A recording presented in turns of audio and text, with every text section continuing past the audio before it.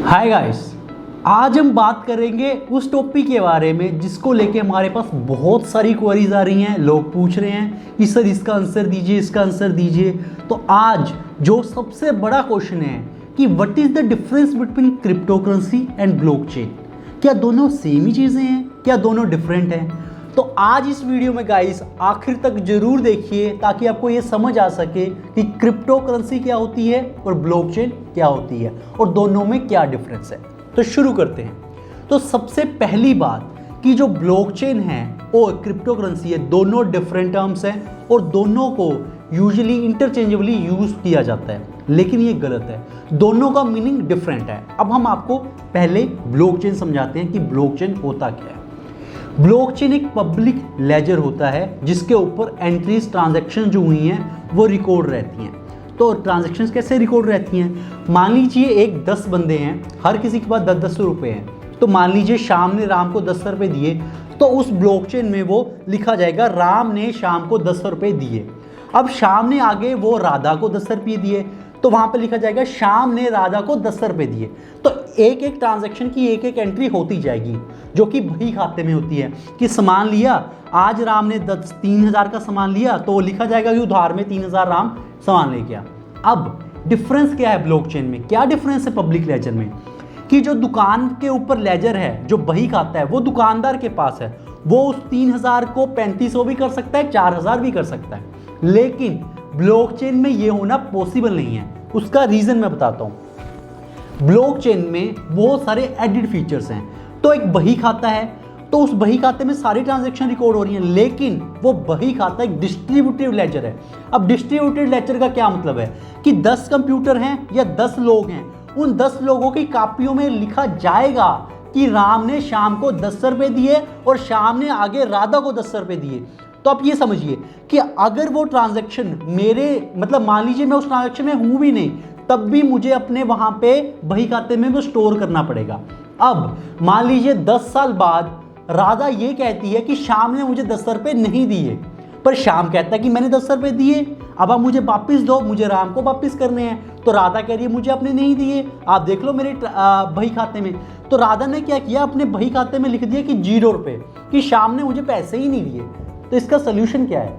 ये तो centralised system हो गया, तो वहां पे आता है डिसेंट्रलाइज्ड सिस्टम जिसके ऊपर ब्लॉकचेन बना हुआ है। तो हम क्या करेंगे, उन 10 लोगों के बही खातों के ऊपर जाएंगे और एक ट्रांजैक्शन रन करेंगे, क्या राधा को शाम ने 10 रुपये दिए थे? तो अगर वहां पे मेजोरिटी, जिसे हम कहते हैं 51% ऑफ द नोड्स जो कि कंप्यूटर्स होते हैं ब्लॉकचेन में, वो अगर जो लोग हैं 10 लोग, अगर मान लीजिए 6 लोगों ने ये कह दिया कि जी हाँ राधा को 10 रुपये मिले थे शाम से, तो ये वेरीफाई हो जाएगा कि हाँ आपने पैसे लिए थे। तो राधा की जो बात थी वो झूठ हो गई। अब हो क्या रहा है कि सेंट्रलाइज्ड सिस्टम्स हैं, सेंट्रलाइज्ड चीज़ें चलती हैं, लोग अपने हिसाब से बही खातों में कुछ भी लिख रहे हैं। मान लीजिए आप दुकानदार के पास जाते हैं और उससे सामान लेते हैं, आप भी भूल जाते हैं कुछ टाइम के बाद, लेकिन अगर वो एक डिस्ट्रीब्यूटिव लेजर हो, एक बहुत बड़े लोगों के पास ये लेजर हो, उससे धोखाधड़ी होना बहुत कम हो जाएगा, बिकॉज ये प्रूफ ऑफ वर्क के ऊपर चलता है सिस्टम। अब प्रूफ ऑफ वर्क क्या है कि जब वो ट्रांजैक्शन सबके ऊपर रन होगी, सारे जो सिस्टम के ऊपर जो भी नोड्स हैं, जो भी कंप्यूटर्स हैं, जो भी लोग उस सिस्टम को मानते हैं, उन सबके ऊपर ट्रांजैक्शन रन होगी। उनसे पूछा जाएगा कि ये ट्रांजैक्शन सही है या नहीं है। जैसा कि मान लीजिए मेरे पास 10 बिटकॉइन है, अब मुझे 5 बिटकॉइन अपने भाई को सेंड करने हैं। तो सबसे पहले इस बात की वेरिफिकेशन होगी कि क्या मेरे उस जो एड्रेस है उसके ऊपर 10 बिटकॉइन है सच में, और जिसको मैं भेज रहा हूँ वो भी ट्रांजैक्शन फिर वेरीफाई होगी। तो अगर इतनी ज़्यादा वेरिफिकेशन हो रही है तो इसको हम कहते हैं प्रूफ ऑफ वर्क। तो ऐसा समझिए कि ब्लॉकचेन में ये हर एक ट्रांजैक्शन एक बही खाता है, लेकिन वो सबके पास अवेलेबल है, तो धोखाधड़ी होना बहुत ही ज़्यादा मुश्किल है। और एक कॉम्प्लेक्स मैथमेटिकल प्रॉब्लम सॉल्व करता है माइनर, जहाँ पे आता है माइनर जब हम एक कॉम्प्लेक्स मैथमेटिकल प्रॉब्लम सॉल्व करता है तो नेक्स्ट ब्लॉक ऐड कर सकता है, उसको रिवॉर्ड मिलता है। और उस जो ब्लॉक है उसके अंदर भी आप एक समझिए पेज है, हर एक ब्लॉक जो नया ब्लॉक है वो एक पेज है, वो डिसाइड किया जाता है कि एक ब्लॉक में कितनी ट्रांजैक्शंस आ सकती है, कितनी ज़्यादा बही खाते में। आप मान लीजिए एक पेज है, उसके ऊपर 10 बार लिखा जा सकता है या 20 बार लिखा जा सकता है। तो ब्लॉकचेन एक सिंपल है, ब्लॉकचेन एक पब्लिक लेजर है जो सबके पास है। अगर सबके पास है तो ट्रांजैक्शन सबके पास रिकॉर्डेड होगी, तो धोखाधड़ी नहीं हो सकती। अब क्रिप्टो करेंसी क्या है? Crypto currency is a digital asset जो कि फिजिकल फॉर्म में अवेलेबल नहीं होता। मान लीजिए आरबीआई का 10 रुपये का नोट है, वो फिजिकली अवेलेबल है, राइट। उस 10 रुपये को मैं अपने बैंक में भी डाल सकता हूँ और यूपीआई के थ्रू उसको डिजिटल मनी में कन्वर्ट करवा सकता हूँ। लेकिन एट द सेम टाइम जो क्रिप्टो करेंसी है उसमें थर्ड पार्टी इन्वॉल्व नहीं होती, जैसे इसमें आरबीआई इन्वॉल्व है। मान लीजिए मुझे अपने भाई को 5 बिटकॉइन पे करने हैं, तो मैं आराम से पे कर सकता हूँ, उसमें मुझे बैंक की जरूरत नहीं है, मुझे सिर्फ उसके एड्रेस के ऊपर सेंड करने हैं। लेकिन उसमें होगा क्या, अगर आप बैंकिंग चैनल के थ्रू करेंगे तो आपको बैंकिंग फीस देनी पड़ेगी, आपको अपने अकाउंट्स बताने पड़ेंगे, आपको अपना नाम बताना पड़ेगा, केवाईसी होनी चाहिए आपके अकाउंट की। वही चीज़ डिजिटल करेंसीज में नहीं होती।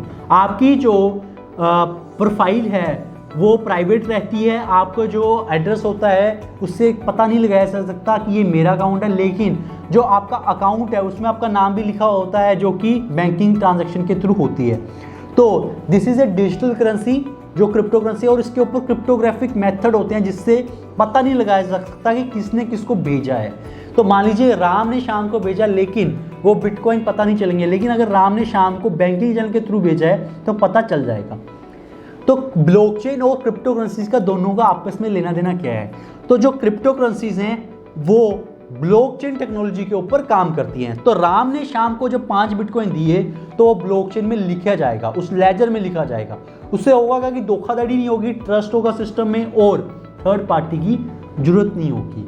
और डिजिटली लेजर है जो कि ब्लॉकचेन एज ए यूज किया जाता है क्रिप्टो करेंसीज में। तो this is something you need to understand कि दोनों डिफरेंट टर्म्स हैं, दोनों डिफरेंट टेक्नोलॉजीज हैं, लेकिन क्रिप्टो करेंसी जो है वो ब्लॉकचेन पे बेस्ड है। जो पहली क्रिप्टो करेंसी थी बिटकॉइन, उसके पीछे की जो टेक्नोलॉजी है दैट इज ब्लॉकचेन ओनली। लेकिन ब्लॉकचेन का बहुत ज़्यादा डिफरेंट फील्ड्स में यूज़ किया जा रहा है, जैसे मेडिकल केयर फील्ड में, सप्लाई चेन मैनेजमेंट में बहुत सारा यूज़ किया जा रहा है और काफ़ी इफेक्टिव है। तो आगे जाके ब्लॉकचेन की अडोप्शन भी आएगी, जैसे जैसे ब्लॉकचेन की अडोप्शन आएगी वैसे वैसे क्रिप्टो करेंसी की भी अडोप्शन आएगी। सो गाइज आई होप आपका जो डाउट था मैंने क्लियर कर पाया, और अगर आपको ये वीडियो अच्छी लगी हो तो please like our video. At the same time अगर आपको लगता है कि हमें इस टॉपिक पे वीडियो चाहिए या आपको कोई ऐसी क्वेरी है तो प्लीज़ कमेंट सेक्शन में ज़रूर बताइए। Thank you guys.